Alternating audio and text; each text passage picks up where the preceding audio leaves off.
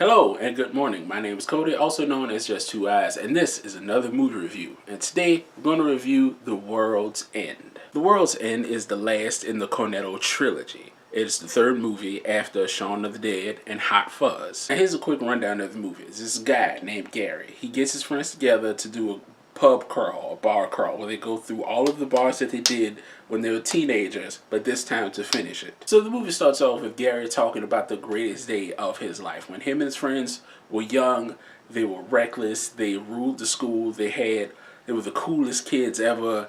And you know, for him, that was the glory. That was the golden age. That's when it couldn't get any better.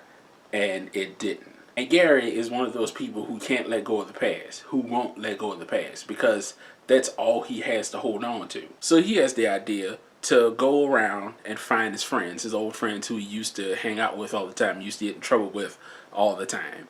And it's pretty interesting to see where they are now from how they used to be and how they react to Gary. Like, he is very much, you know, that guy that we left back at high school. So with the group back together, they decide, okay, now we're going to go hit up all the bars. I mean, of course, everybody is reluctant at first except for Gary. They find out that he has the same car from high school, the same tape from high school, the same like cassette tape with the music on it from high school. And he kept the same car, repaired it, I don't know about new parts, but put different parts into it just to keep it going. And even the car is under one of his friend's name. Like, he bought it from his friend, and the car is still under his name. And he made sure to keep it under his name. And as they're going through their first couple bars, everything kind of seems okay. Like, it starts to seem like the type of movie where it's like, we're hanging out with an old friend.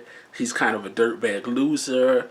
Maybe, you know, things start to get better. But also, you quickly see just how bad it is for Gary. Like, how much of a drinking problem he actually has. So a good bit into the movie, once they start reminiscing about the past, run into a few old faces, then that's when the split up starts to happen. That's when the break in the group starts to happen. When they tell Gary, look, man, we got lives, we got things to do. We can't go all night drinking from the pub to pub. It's crazy. So he goes to his bathroom, feels bad for himself, and then he gets into it with this teenager. And then he finds out that the teenager is a robot. Well, android, alien, robot thing that's filled with blue ink. And then the movie just kicks into a whole nother gear. You find out that this movie has some serious action in it. Good action. Like, good cinematography, good choreography, good music. And holds true to the funny formula, but also the realism of that these are like men, adult men, and this is how they handle a situation. And then they come to the conclusion that maybe the whole town is like this. The whole town is maybe full of these blue ink filled robots. So we need to keep to ourselves. And the plan, and apparently the best plan, was we keep doing the pub crawl. We keep going from bar to bar because they don't know that we know that they're robots. So as long as they don't know that we know, we can keep on our way and it won't bother us. But of course, that goes out the window real fast. And now another great, awesome fight scene is between these two twins who are robots. And it's a really good fight, good cinematography, good choreography. And one of the character's sisters is involved in this fight. And, woo, just, it's a good time. And now everybody's in a panic, everybody's in a frenzy, everybody's drunk. So they're making their way through the town, still trying to act normal, still trying to play it off like it's all fine. But clearly now they're starting to see that more and more people in town are watching them everywhere that they go, or keeping their eye on them, or following them even. And now the big fight. This is like the best music, best choreography, kind of the best cinematography in like the movie for a fight scene. And it's held together really fine. They find out that one of their friends has been changed into a robot like halfway through the movie. And it's really intense. And you really start to see even more at this point just how bad Gary's drinking problem is. Like, he's really hitting them back now. And after this big scene, you would think, okay, now we just leave town. They're on to us. We know what's going on. Let's just get the fuck. But Gary doesn't. Gary has to finish each and every bar. He has to go on. And it comes down to a point where he's leaving his friends to die, or he wants them to leave him to die, just so he can continue on to finish drinking. But his best friend, Andy, won't let it happen. Because even though Gary fucked over each one of his friends in their childhood, Andy still holds strong to it. Andy still is like, I love you.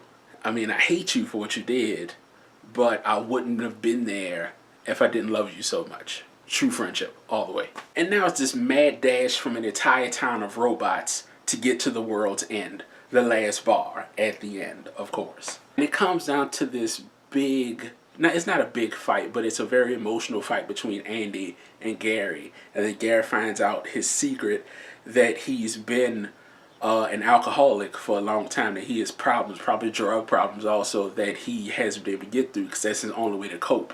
Because those days back in high school was so good, he feels like nothing else in his life could have ever compared to it or ever come close to it. So he's never really given life a chance outside of high school. And it's really beating him down and torn him up. And it's a really good, emotional, solid character moment. And I love it. And then after that, they go down to the alien headquarters, I guess, and talk to the big boss man, who tells them, you know, this is the way it is, and this is the way it's going to be. And Gary and Andy give such a great speech. I'm going to call it a speech. I'm not going to spoil it for you. For once, I'm actually not going to spoil something in these reviews, because it's so good you got to see it for yourself, because it's like, I hate that it makes so much sense kind of speech. Everything gets shut down because apparently these aliens are the reason why the human race even has technology. And not just technology like electricity technology. They've been around that long. And now the world is back into the Dark Ages. Now, you know, people are just using swords and sticks and torches and, you know, modern everyday weapons. It's a pretty good ending. Like, it's a really solid ending. And that's it.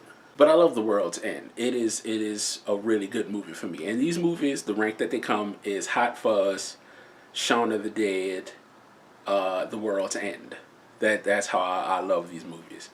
Now, now it's time for the big part. My next video, I don't know when I'm going to post it because it's going to take me time, is going to be the conclusion, maybe, depending on how much information I can throw in there, of how these three movies are connected. And I'm not going to have like any hard science, any math, any like real hard facts from each movie, except for like little things that I notice of why I believe they're connected. You know, this isn't game theory. I'm not going to like have hard fucking evidence that you can't disprove. You know, of course, some things are going to be off, some things are going to be misplaced, but hopefully my theory will be good enough. But that'll be that. So if you like what I'm doing, you want to see what else I'm doing, I make new videos on Saturdays and Wednesdays. Not every Saturday and Wednesday, but on Saturdays and Wednesdays. These are the last two videos that I did. So let me know what you think, because I'm always interested to know. So, yeah.